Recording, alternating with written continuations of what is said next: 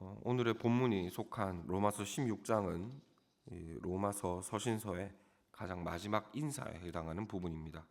그리고 이 인사는 크게 편지를 전하는 자에 대한 추천, 그리고 편지를 받는 자들을 향한 문안과 편지 보내는 자들이 전하는 안부 소식으로 나뉩니다.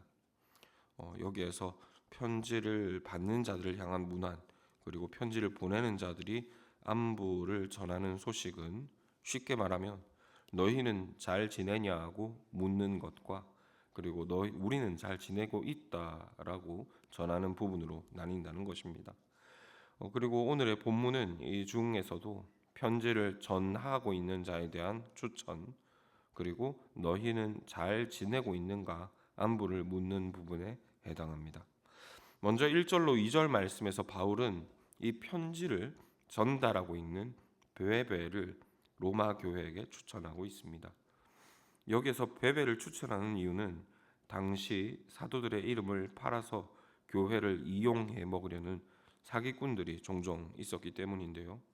그래서 바울은 베베가 자신에게서 파송받은 자임을 확인시켜 주기 위해서 이 짧은 추천의 글을 쓰고 있는 것입니다. 그리고 또 한편으로는 이 편지에 기록된 대로 베베라는 사역자가 편지 전달을 위해 이 로마에 머무는 동안 이 사역자의 숙식급 및 실제적인 필요들을 채워줄 것을 로마 교회에 요청하기 위함이기도 합니다. 그리고 이어지는 3절로 16절 말씀에서 바울은 로마 교회에 속해 있는 성도들 중 먼저 알고 있던 몇몇 성도들에게 안부를 물어봐 줄 것을 요청하고 있습니다. 여기에서 상당히 인상적인 것은 바울이 제법 많은 성도들에게 그들의 이름을 일일이 언급해가며 인사 전해줄 것을 요청하고 있다는 점입니다. 당대 그리스 로마 문화권의 다른 편지들을 보면 물론 오늘의 본문과 같이 편지 받는 이의 안부를 묻는 인사가 포함된 것이 일반적이기는 합니다. 하지만 본문의 바울처럼 수십 명이나 되는 사람의 안부를 묻는 경우는 흔하지 않습니다. 이것은 아마도 로마 교회와 그리스도의 몸된 교회를 향한 이 사도의 애정과 관심의 표현일 것입니다.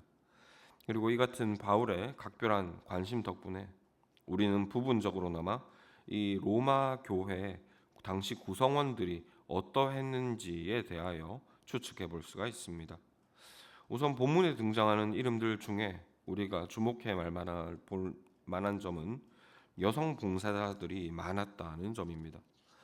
앞서 바울에게 추천받은 베베도 그러했고요. 이전에 바울과 함께 고린도에서 사역했던 브리스가를 비롯해 마리아, 유니아, 드루베나, 드루보사, 버시, 루포의 어머니 등 바울의 문안을 받는 인사들 중에는 여성도들의 이름이 많이 거론됩니다. 이것은 당시 로마의 문화를 생각할 때 특별한 일이다라고 할 수가 있겠습니다. 왜냐하면 당시 로마에서 여성들의 사회적 활동은 지극히 제한적이었기 때문이죠. 그리고 문맥상으로 볼 때 이들은 대부분 로마 교회의 중요한 직책을 감당하는 이들이었습니다. 말하자면 로마 교회는 여성도들이 교회를 활발하게 섬기고 있었고 중요한 직책들을 맡고 있었다는 것입니다. 또 바울의 문안을 받는 성도들 중에는 노예 출신 성도들도 많이 있었음을 알 수 있습니다. 비록 본문에는 이 성도들이 노예였다라는 정확한 기록이 있지는 않습니다. 하지만 당시 문화를 살펴보면 귀족들이나 자유민들이 사용하는 이름은 노예들이 사용하는 이름과 분명한 차이가 있었습니다. 이런 차이점을 바탕으로 본문에 등장하는 인물들을 살펴보면 문안받는 이들 중 거의 절반은 노예 출신 성도였다는 사실을 알 수 있습니다. 그러나 흥미로운 것은 이와는 정반대로 이 로마 교회 안에는 신분이 아주 높은 성도들도 많이 있었다는 점입니다. 우선은 브리스길라가 그러했습니다. 브리스길라는 로마의 유력한 귀족 집안의 딸이었고요. 그리고 11절에 등장하는 나기수라고 하는 인물은 황제의 비서를 지냈던 인물이라고 합니다. 그리고 이 외에도 앞서 강한 자와 약한 자의 권면을 통해 살펴보았듯 로마 교회는 유대인들과 헬라인들이 섞여 있었습니다. 그리고 이 역시도 오늘 본문에 기록된 이론들을 통해 확인할 수 있는 대목입니다. 그리고 이를 종합해 볼 때 로마 교회는 출신, 성분, 성별, 민족, 계급이 전혀 통일되지 않은 아주 다채로운 교회였음을 알 수 있습니다. 하지만 그럼에도 바울은 이 모두를 가리켜 형제요, 자매요, 동역자다라고 부르면서 그들에게 사랑의 문안을 전하고 있습니다. 그리고 우리는 이 사도의 문안 인사를 통해 교회가 어떠한 공동체가 되어야 하는가에 대해 교훈을 얻을 수 있을 것입니다. 그것은 바로 차별함이 없이 그리스도 안에서 이방인과 유대인이 하나로 연합된 공동체입니다. 골로새서 3장 9절로 14절의 말씀입니다. 너희가 서로 거짓말을 하지 말라. 옛사람과 그 행위를 벗어버리고 새 사람을 입었으니 이는 자기를 창조하신 이의 형상을 따라 지식께까지 새롭게 하심을 입은 자니라. 거기에는 헬라인이나 유대인이나 할레파나 무할레파나 야만인이나 스고다인이나 종이나 자유인이 차별이 있을 수 없나니 오직 그리스도는 만유시요 만유 안에 계시니라.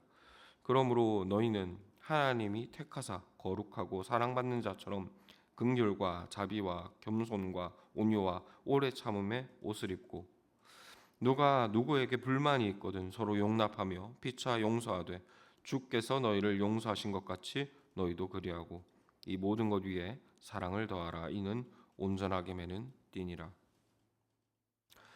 사도의 권면처럼 교회는 차별이 없는 공동체입니다. 왜냐하면 주의 몸으로 부르심을 받기 이전에 출신 성분이 다양했던 그 사람들은 이제 모두 십자가에 죽어 없어졌기 때문입니다.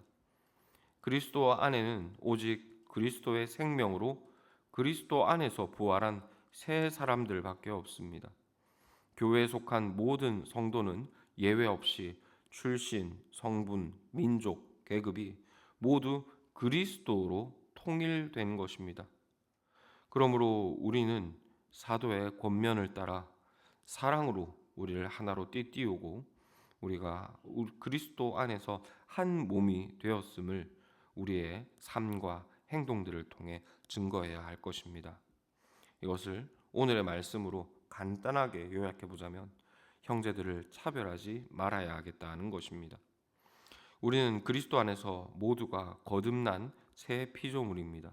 모두가 그리스도에게서 태어난 한 형제 자매들인 것입니다. 그러므로 서로를 거듭나기 이전의 사람으로 대하지 말고 그리스도 안에서 사랑으로서 서로를 함께 묶어가야 할 것입니다.